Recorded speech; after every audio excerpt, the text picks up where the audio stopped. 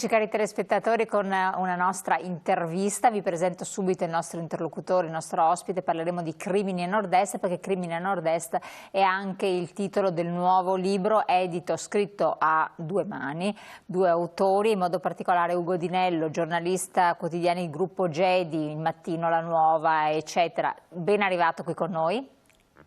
Grazie, buonasera. Insieme a Luana De Francisco, giornalista anche lei, però del Messaggero e quant'altro, ma sarà collegata con noi in una prossima occasione, così abbiamo più opportunità per sviluppare questi temi, perché Crimini a Nord-Est è una specie, non io dico una collana, comunque fa parte di una serie di inchieste molto importanti svolte sul nostro territorio, in cui voi come giornalisti, cioè tu insieme a Luana avete indagato, lavorato, tratto appunti e fatto delle ricerche, adesso mi spiegherai bene di che cosa si tratta, e soprattutto avete in qualche modo dato vita a una serie di episodi, di racconti, editando un libro. Però quest'opera è una seconda opera perché avevi già scritto Mafia Nord-Est, se non erro. Quindi sul punto, sul pezzo c'eri già, e sul pezzo ci siamo con i fatti recenti, tra l'altro di cronaca, ai noi.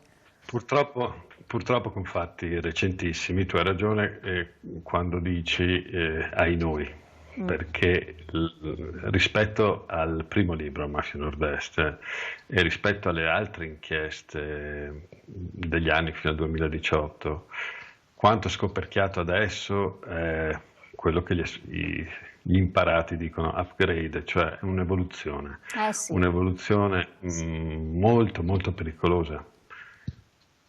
Quando tu scrivesti il primo libro, e quindi andiamo un po' alle radici, a che punto eravamo della vicenda? Quindi facciamo capo a quali anni e che cosa c'era di riscontrabile sul territorio per scrivere Mafia Nord-Est, che era comunque un titolo bello forte e insomma un po' provocatorio. Ma più che provocatorio, purtroppo, era una fotografia anche non troppo severa di quanto era capitato e stava capitando in Veneto in quel momento. Ti faccio un esempio. Il libro è stato editato nel 2015 è stato pubblicato nel 2015, quindi noi avevamo già degli enormi segnali pericolosissimi, non solo di insediamento, ma di vero e proprio radicamento. Avevamo a Verona, a Padova, a Venezia e a Treviso delle locali di 'ndrangheta, delle cosche mafiose e dei gruppi legati alla mafia di Casal di Principe, cioè i casalesi, che stavano facendo grandissimi affari con gli imprenditori veneti e iniziavano a controllare ampie fette del tessuto economico. Questo grazie a un do-ut des che è stato fatto con gli imprenditori. Chi non voleva pagare le tasse e non voleva pagare i trattamenti di fine rapporto poteva rivolgersi ad altri criminali. Il problema culturale, se vogliamo, della nostra regione è quello di aver un po' sorvolato su tutta una serie di reati, quelli finanziari. Vedi Elena, il Trentino, il Friuli Venezia Giulia e il Veneto sono al primo posto per reati economici secondo l'Ufficio Informazioni Finanziarie di Banca d'Italia. Questo vuol dire che c'è tanto denaro che noi elegantemente chiamiamo nero, che in realtà è il frutto di un reato che si chiama autoriciclaggio. Sì. Se noi accumuliamo questo denaro, poi avremo bisogno di portarlo da qualche parte. A chi ci rivolgiamo? Ecco, però c'è un qualcosa che a volte ritorna in modo diverso. Tu hai detto non volevano pagare il TFR, non volevano, eccetera.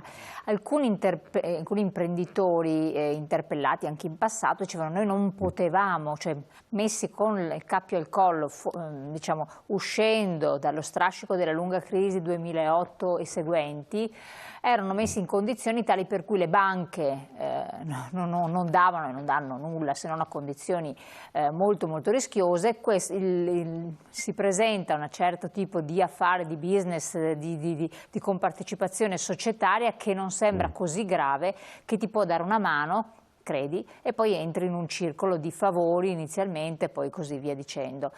Non è tanto non volere, tanti dicono non hai scelta, e la scelta migliore ti sembra in quel momento per salvare tutto quella. È un attenuante in base alle vostre ricerche, perché io sempre sto citando da chi non fa inchiesta, ma legge, si chiede, o no? Siamo qua. Questo lo diamo per scontato. C'è un problema.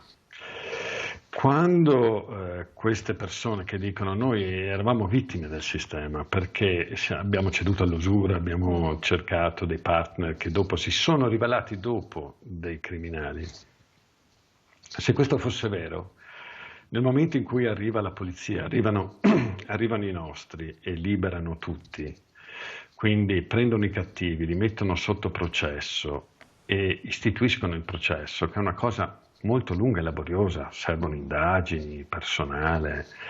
Ecco, in quel momento allora, se la tua posizione è sincera, tu sei vittima, tu devi fare una cosa, andare a testimoniare, oppure mettere a disposizione le carte che provano che tu sei una vittima. Nei 3 grandi processi che noi abbiamo avuto, quindi quello Aspide a Padova, cioè la finanziaria che si chiamava Aspide, che, apriamo una parentesi, chi andrebbe a chiedere soldi a una finanziaria che si chiama Aspide, che è il nome di un serpente velenoso? Chiusa parentesi. Quindi in questi 3 grandi processi che sono Aspide, quello contro la locale di 'ndrangheta dei multari e i processi Camaleonte e Avvoltoio contro le locali di 'ndrangheta che agivano nel padovano e nel veneziano, nessun imprenditore è andato a testimoniare, nessun imprenditore ha messo a disposizione le carte. Tanto che l'operazione Avvoltoio è stata decisa dalla Procura Antimafia del Veneto, la cosiddetta Direzione Distrettuale Antimafia, perché nessuno di questi presunte vittime metteva a disposizione i documenti, sono dovuti andare a sequestrarli. Allora, qua comincia qualche dubbio sulla reale percezione del rapporto d'affari che c'era tra la cosiddetta vittima e il cosiddetto carnefice. Le vittime erano vittime proprio del territorio, eccetera, oppure poi si sono scoperti dei legami, come il caso dell'andrangheta, delle andrine, familiarità, legami di un certo tipo, più che occasionali, con delle ramificazioni non ben conosciute e poi visibili? No, sono proprio le locali si sono sviluppate nel Veneto, non abbiamo più solo dei rappresentanti delle cosche calabresi, noi abbiamo delle vere e proprie locali che sono state insediate nel Veneto. Allora, lo stesso problema era sorto al processo Aspide. Facciamo esempi concreti, così ci capiamo meglio. Davanti al Tribunale di Padova, il Presidente della Corte fa una domanda al capo di questa finanziaria legata alla camorra casalese e gli dice: ma scusi, perché siete venuti proprio in Veneto? La risposta del legale rappresentante, Mario Crisci, che è l'uomo che dice picchiate quello, azzoppate st'altro, prendiamoci quella società, facciamo un attentato di qua, risponde al Presidente e dice: guardi, noi siamo venuti qua perché ci siamo resi conto che il territorio economico, l'humus economico, non è molto onesto, anzi, e aggiunge, sono più disonesti di noi. Di fronte a questi dati di fatto detti in processo, noi ci rendiamo conto che le locali di 'ndrangheta sono venute qua per un semplice motivo. A qualcuno hanno fatto molto comodo. Poi c'è un problema su cosa sono diventate queste organizzazioni. Ecco, esatto, e qui passiamo al libro attuale sostanzialmente, in cui avete seguito un Sì. percorso evolutivo purtroppo, evolutivo o involutivo che dir si voglia. Che passo c'è stato fatto? Quindi vedendo un po' negli anni, in 5 anni, che cosa è successo?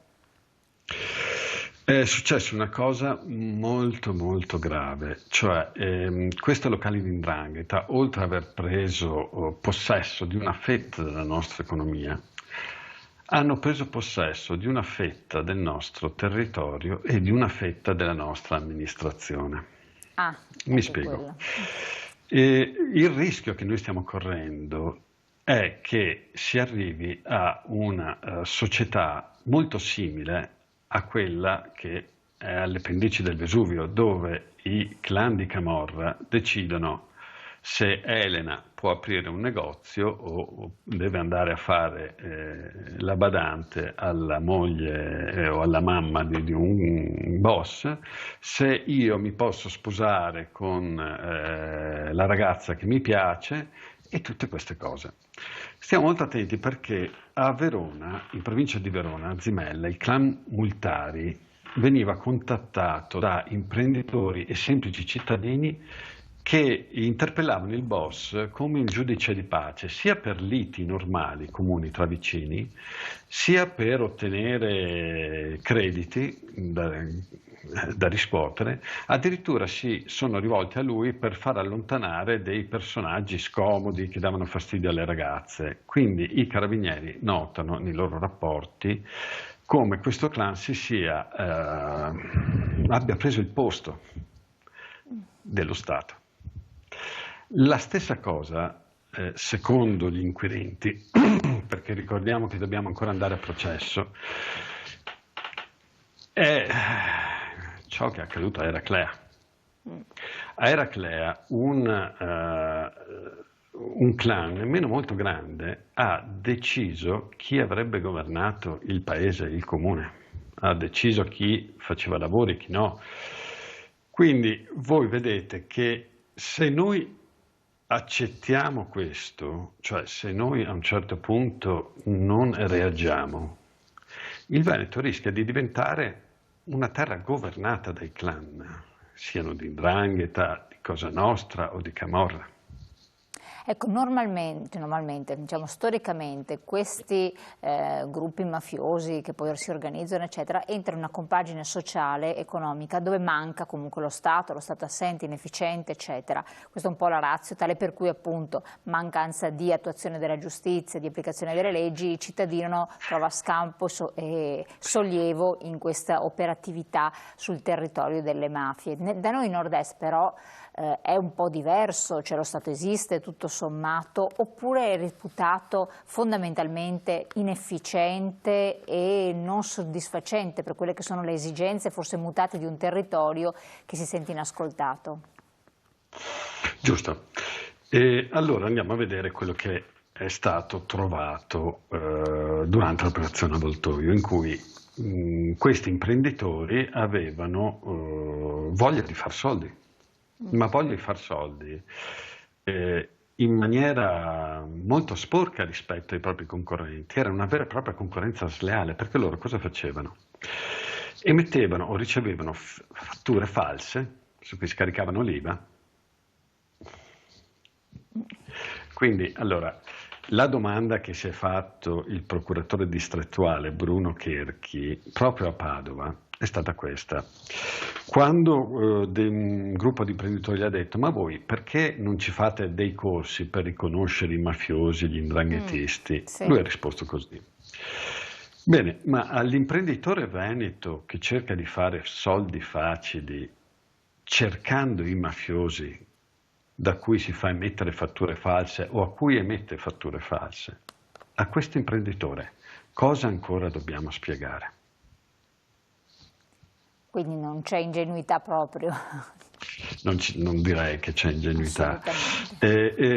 Guardate, dal 2015 una persona che non era certo una persona che faceva proclami come si chiama Rosi Bindi, all'epoca era presidente della commissione antimafia, disse che in Veneto c'è più omertà, lei parlò di omertà, c'è più omertà che al nord, con una differenza.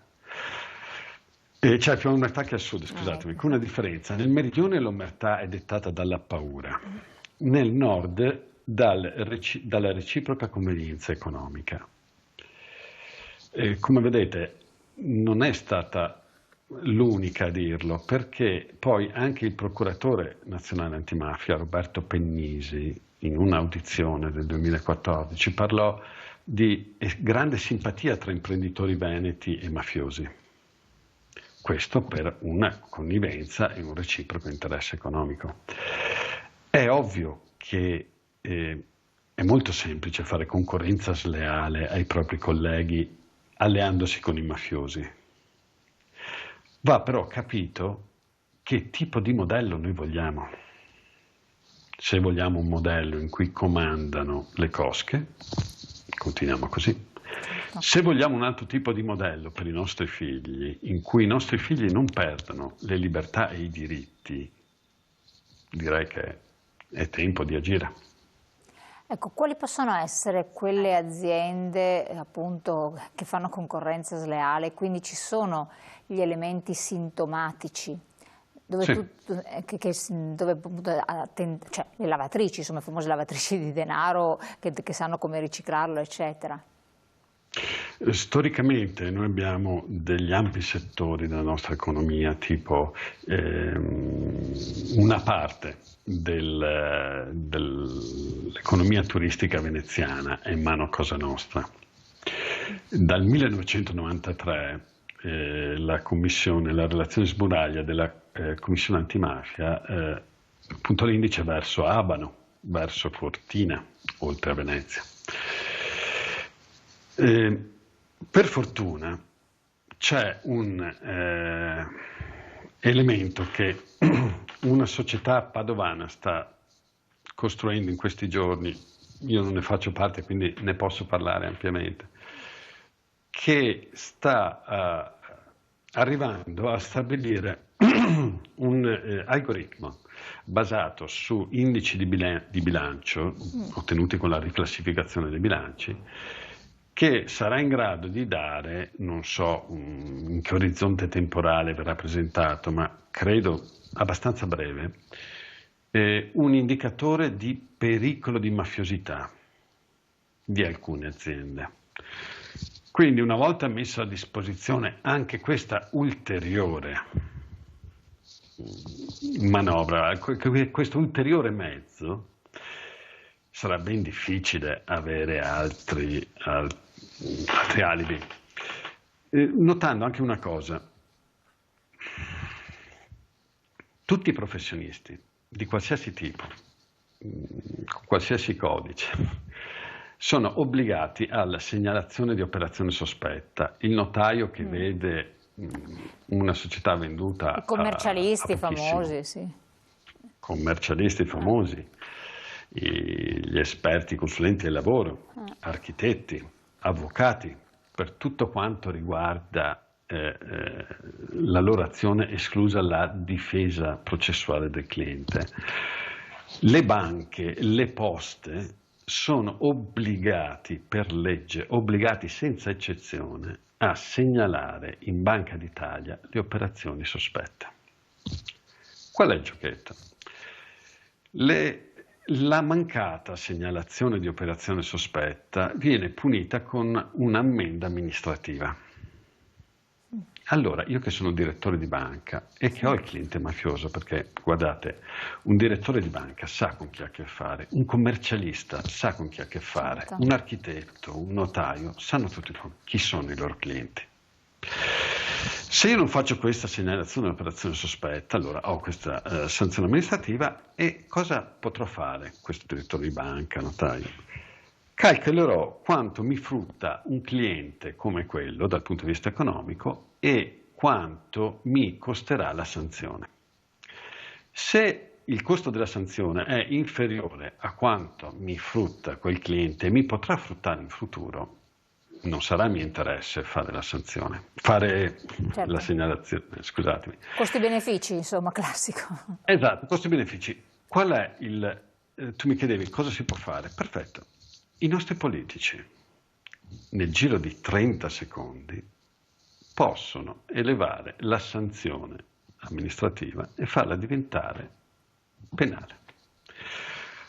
A questo punto sarà ben difficile che un notaio, un architetto, un direttore di banca rischino di essere sospesi dalla professione per aiutare un mafioso, perché il costo sarebbe molto molto alto. Assolutamente. Ti interrompo un attimo, abbiamo la pubblicità che incombe, però dobbiamo tornare su questi temi per entrare anche nel vivo poi del nuovo libro.